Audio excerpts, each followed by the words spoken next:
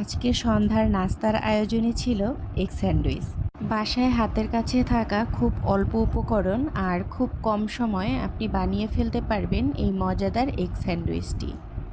Egg sandwich বানানোর জন্য আমি নিয়ে নিয়েছি 2টো পেঁয়াজ কুচি, একটি শসা কুচি, কিছু ধনিয়া পাতা কুচি, সামান্য একটু লবণ, কাঁচামরিচ কুচি, ছোট এক ফালি লেবু আর নিয়ে নিয়েছি 3টি ডিম সিদ্ধ।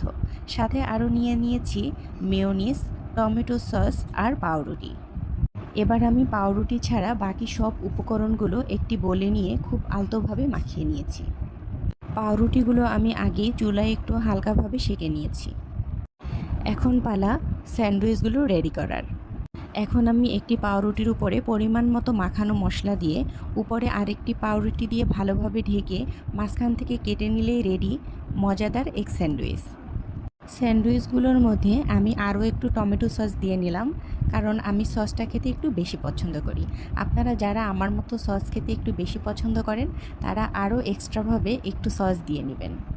স্যান্ডউইচটা খেতে কিন্তু সত্যিই অসাধারণ হয়েছে। আপনারা ভাবতে পারেন স্যান্ডউইচের মধ্যে চিকেন দেইনি, আরও অনেক অনেক উপকরণ দেয়া হয়নি, তাই মনে হয় স্যান্ডউইচটি খেতে মজা হবে না। কিন্তু সত্যি আপনারা একদিন বাসায় বানিয়ে দেখবেন, এই স্যান্ডউইচটা খেতেও অনেক মজা। ভিডিওটি ভালো লেগে থাকলে আমার চ্যানেলটিকে সাবস্ক্রাইব করে পাশে থাকবেন।